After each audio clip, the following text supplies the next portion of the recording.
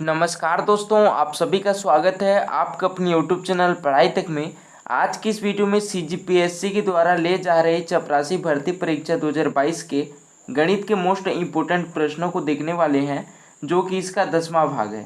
इससे पहले हम 1 से लेकर 9वें भाग को बता चुके हैं, जो कि इसका लिंक आपको डिस्क्रिप्शन में मिल जाएगा। देखिए, सीजीपीएससी चपरासी भर्ती परीक्षा 2022 के लिए हम गणित एवं जीके के ठीक है महत्वपूर्ण प्रश्नों को बता रहे हैं। इसके लिए हम एक अलग से एक प्लेलिस्ट तैयार किए हैं, जहां से आप जाकर भी देख सकते हैं।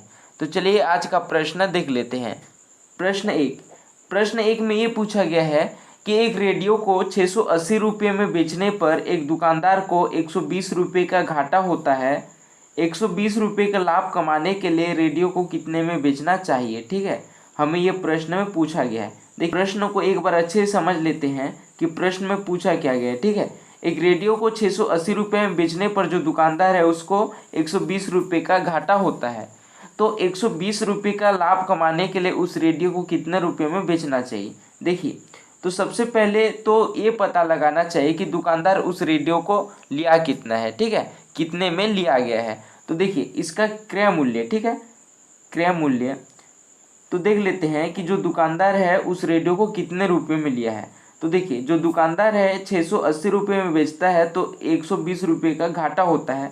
तो जो दुकानदार का जो क्रय मूल्य होगा, मतलब कि जो दुकानदार रेडियो को लिया है वो 680 प्लस 20 120, ठीक है, यानी कि ये हो जाता है 800 रुपये। ठीक है, यानी कि जो दुकानदार है उस रेडियो को 800 रुपये में लिया है। ठीक है, अब 120 रुपये का लाभ कमाने के लिए उस रेडियो को कितने रुपये में बेचेगा, यानी कि 800 धन 120, यानी कि ये हो जाता है 920। अतः उस दुकानदार को 920 रुपये में बेचना चाहिए। ठीक है, यानी कि ऑप्शन 2 हमारा करेक्ट आंसर हो जाएगा। देखिए, जो दुकानदार है उस रेडियो को 800 रुपये में लिया है और 120 रुपये का लाभ कमाना चाहता है, यानी कि ये हो जाता है 800 धन 120 यानी कि 920। ठीक है, यानी कि उस दुकानदार को 920 रुपये में बेचना चाहिए, तब जाकर उसको 120 रुपया लाभ होगा। ठीक है, तो इसी कारण उसका सही आंसर हो जाएगा ऑप्शन द, यानी कि 920 रुपये। आशा करता हूँ कि ये प्रश्न आप सभी को अच्छे से समझ में आ गया होगा। चलिए अगला प्रश्न देख लेते हैं। प्रश्न दो में ये पूछा गया है कि 12 सेंटीमीटर लंबी व 6.5 सेंटीमीटर चौड़ी आयत का क्षेत्रफल क्या होगा। ठीक है, हमें यहाँ पर आयत का क्षेत्रफल निकालने के लिए बोला गया है। ठीक है, तो यहाँ पर देखिए लंबाई कितना दिया गया है, लंबाई दिया है हमको 12 सेंटीमीटर। ठीक है, एवं जो चौड़ाई दिया है, चौड़ाई दिया गया हमको 6.5 सेंटीमीटर। तो हमें आयत का क्षेत्रफल पूछ रहे हैं। ठीक है, आयत का क्षेत्रफल। तो देखिए, जो आयत का क्षेत्रफल बराबर क्या होता है, लंबाई गुणा चौड़ाई होता है। ठीक है, लंबाई गुणा चौड़ाई होता है। तो लंबाई हमारे पास है 12 सेंटीमीटर, ठीक है, एवं चौड़ाई दिया गया है 6.5 सेंटीमीटर। तो देखिए 12 5 60, ठीक है, हासिल 6, 12 6 के 72, 72 और 6 होता है 78। ठीक है, यानी कि ये हो जाएगा 78 वर्ग सेंटीमीटर। ठीक है, यानी कि जो आयत का क्षेत्रफल हो जाएगा 78 वर्ग सेंटीमीटर। तो इसी कारण हमारा सही आंसर ऑप्शन अ हो जाता है। ठीक है, 78 वर्ग सेंटीमीटर। आशा करता हूँ कि ये प्रश्न भी आप सभी को अच्छे से समझ में आ गया होगा। चलिए अगला प्रश्न देख लेते हैं। प्रश्न तीन में ये पूछा गया है कि एक स्कूल में 26 कमरे हैं, यानी कि 26 रूम है। प्रत्येक कमरे में 4 पौधे लगाए गए। यदि एक पौधे में 2 कप पानी डाला जाए तो कुल कितने कप पानी सभी पौधों के लिए चाहिए। ठीक है, ये हमें प्रश्न में पूछा गया है। तो देखिए, एक स्कूल है ना, जिसमें से 26 कमरे हैं, यानी कि 26 रूम है। ठीक है, अब प्रत्येक रूम में 4 पौधे लगाए जाते हैं, तो 26 रूम में कितने पौधे होंगे, 26 रूम में हो जाएंगे 104 पौधे। ठीक है, 104 पौधे होंगे। अब प्रश्न में ये पूछा गया है कि प्रत्येक पौधे में 2 कप पानी डालते हैं, तो 104 पौधे में कितना कप डालेंगे। ठीक है, तो 104 पौधे में हो जाता है हमारा 208 कप। ठीक है, तो इसी कारण हमारा ऑप्शन द करेक्ट आंसर हो जाता है। देखिए, प्रश्न को एक बार अच्छे से समझ लेते हैं। एक स्कूल में 26 कमरे हैं, प्रत्येक कमरे में 4 पौधे हैं। ठीक है, यानी कि 26 कमरे में से 26, देखिए 26 कमरे हैं उसमें से प्रत्येक में 4-4 पौधे डालते हैं तो 26 कमरे में 104 पौधे होंगे। ठीक है, अब ये पूछा है कि यदि एक पौधे में 2 कप पानी डाला जाता है तो कुल कितने कप पानी सभी पौधे में होंगे। तो देखिए 104 पौधे हैं, अब प्रत्येक पौधे में 2 कप पानी डाला जाता है तो 104 पौधे में हो जाएंगे 208 कप। ठीक है, तो इसी कारण हमारा जो सही आंसर हो जाएगा ऑप्शन द 208 कप हो जाएंगे। ठीक है, अगला प्रश्न देख लेते हैं।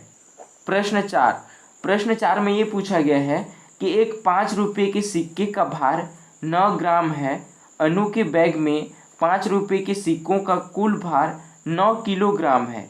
बैग में कुल कितने सिक्के हैं। ठीक है, ये हमें पता लगाना है। तो देखिए जो 5 रुपये के जो सिक्के हैं, ठीक है, उनका भार आ जाता है 9 ग्राम। ठीक है, 5 रुपये के सिक्कों का जो भार आ जाता है 9 ग्राम आ जाता है। ठीक है, अब प्रश्न में ये पूछा गया है कि अनु के बैग में 5 रुपये के सिक्कों का कुल भार 9 किलोग्राम है। ठीक है, अनु के बैग में 5 रुपये के सिक्कों का जो कुल भार है 9 किलोग्राम है। ठीक है, 9 किलोग्राम है,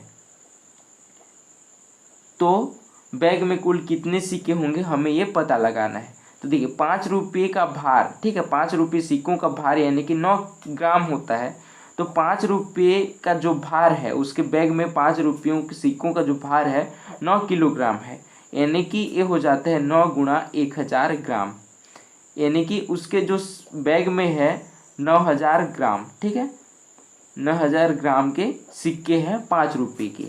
अब प्रश्न में हमें ये पूछा है कि बैग में कुल कितने सिक्के होंगे। तो देखिए ये हो जाएंगे 9000 बटे 9 बराबर ये आ जाता है 1000 सिक्के। ठीक है, 1000 सिक्के, तो अनु के बैग में 1000 सिक्के होंगे। आशा करता हूँ कि ये प्रश्न भी आप सभी को अच्छे से समझ में आ गया होगा। चलिए अगला प्रश्न देख लेते हैं।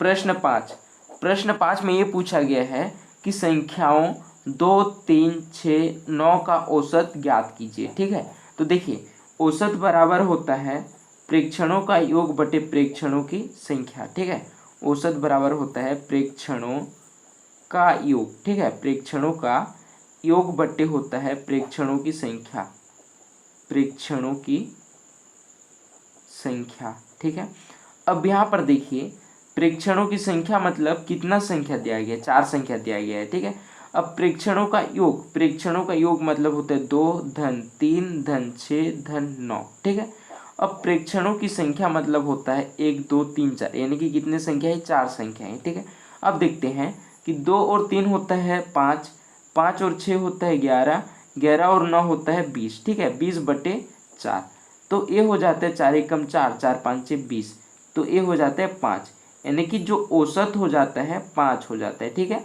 यानी कि संख्याओं 2 3 6 9 का औसत हो जाएगा 5। ठीक है, तो इसी कारण ऑप्शन ब हमारा करेक्ट आंसर हो जाएगा।